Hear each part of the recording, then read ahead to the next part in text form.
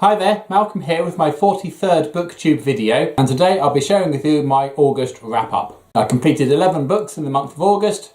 Here they are. I began August sitting on a beach reading this library book, which is book 4 of the Gideon Crew series by Douglas Preston and Lincoln Child, Beyond the Ice Limit, which in itself is a sequel of The Ice Limit. I've not read any other Gideon Crew books, nor have I read The Ice Limit, but there is a disclaimer in the back of this book which does state that they have made every effort to make this book a standalone for readers new to the series. In the previous book, there was efforts to recover a strange meteorite. However, the mission went wrong and the meteorite ended up at the bottom of the sea. In this book, Gideon Crew has been hired to assist in the destruction of this meteorite, which turned out to have been an alien egg that's now hatched and is now a potential threat to the whole of humanity. This very quickly turned into a base under siege story where no one was certain that anyone was who they claimed to be. It may have been done before, but it was done really well in this one. I thoroughly enjoyed this book. So much so that I'll be keen to pick up some more Gideon Crew stories. Worth reading, maybe even worth buying. Next up is the book of the month, which was Meddling Kids by Edgar Cantero, heavily inspired by the Scooby-Doo series. I have already filmed a review of this, so I'll leave a link to that below. So go check it out if you want to know what I thought of this one. After that, I finished off reading The X-Files Skin by Ben Mesrick. In this story, an old professor gets a skin graft from an unusual donor and is suddenly imbued with superhuman and violent strength.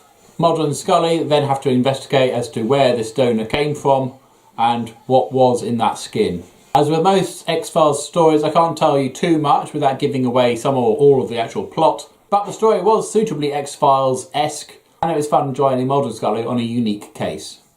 Worth reading. Following on from that, I finished Star Wars Droids Rebellion. This had been on my TBR for a little while now, finally got around to finishing it off. This volume directly follows on from the previous volume with the droids following the notorious Olag Grek, and C-3PO ends up losing his lower leg and having a place with the silver one, upon which he is then imbued with some sense of rebellion and leads a whole droid army in uprising against somebody for some reason.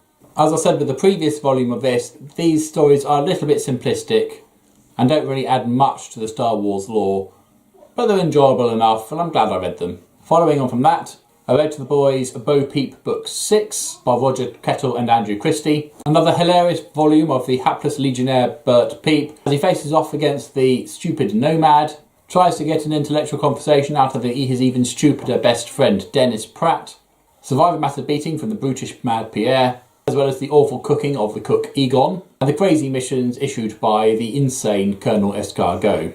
Really silly, but so very enjoyable, and definitely worth buying. After that I read Star Wars Jabba the Hutt. This features 3 stories about Jabba the Hutt and just how he became the notorious gangster he is said to be. I found this book particularly impactful, having just read the Droids books, in that this one is violent, this one is gruesome, and I really enjoyed how it showcased just how dangerous Jabba the Hutt is, even as a single being without all his henchmen. Oh, he's a bloody great slug, for goodness sakes. A really excellent read, full of double dealings, double crossings, murder and mayhem. I then managed to finish Mariel of Redwall by Brian Jacks. This is the 5th book of the Redwall series, featuring a whole bunch of anthropomorphic animals. This one follows the adventures of young Mariel, a bellmaker's daughter, who survives being killed by the mad sea rat king Gabul, ends up in Redwall and then leads a rescue mission to go and save her father. Meanwhile, Redwall Abbey itself is under attack by another rat who's had enough of taking orders from his mad king, but finds that the peaceful animals of Redwall Abbey are a lot more formidable than he was led to believe. Full of adventure, food, prophecy, more food, good guys being the good guys, bad guys being the bad guys, and more food. I found this very enjoyable and worth reading. Next up was book 2 of the Spellslinger series, Shadow Black by Sebastian de Castell. I finished reading this one to my wife. This time Kellen, who's on the road following the adventures of the last book, comes across another apparently afflicted girl, Sanira, who leads him to another conspiracy, which, along with his Argosy guide and squirrel cat partner, they endeavour to right the magical wrongs. Really good stuff, very enjoyable, you kept guessing right up until the end, a very enjoyable series, worth buying. After that I read Buffy the Vampire Slayer, The Angel Chronicles, Volume 1. My wife's got a big collection of these Buffy books and I thought, well, they're just sitting there, why not read them? So I've been playing my way through them chronologically This one features 3 novelisations of the episodes Angel, Reptile Boy and Lie to Me, written down here by Nancy Holder.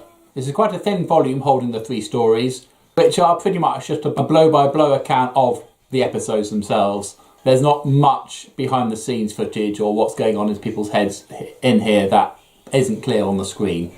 And obviously the focus is on 3 of the more angel-heavy episodes. And because of that, they're not necessarily easy to read into each other, because the first story follows a lot about the Master doing this, that and the other. The next story, the Master's long gone. And then the next story, Spike and Drew are up to no good. But I enjoyed it enough and would say it's worth reading. Even got some nice glossy pictures in the middle as well. Next up is more Bo Peep, with Bo Peep Book 7, also read to my children. And more hilarious adventures and escapades that Bo Peep and the plethora of peculiar people around him. And finally, I read Star Wars The Force Unleashed, which is the graphic novel of the computer game, where Darth Vader takes on a secret apprentice, Starkiller, whose mission is supposedly to eliminate the Emperor. Artwork in here is pretty good, although sometimes the likeness does change from panel to panel, but certainly it created a very thrilling character you've never heard of. Worth buying. And there we have it, 11 books.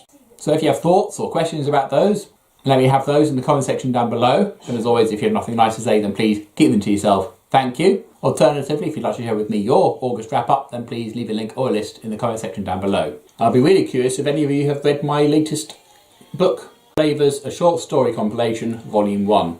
Available in the Amazon store now, in paperback and ebook. Thanks very much for watching. Until next time, see you later.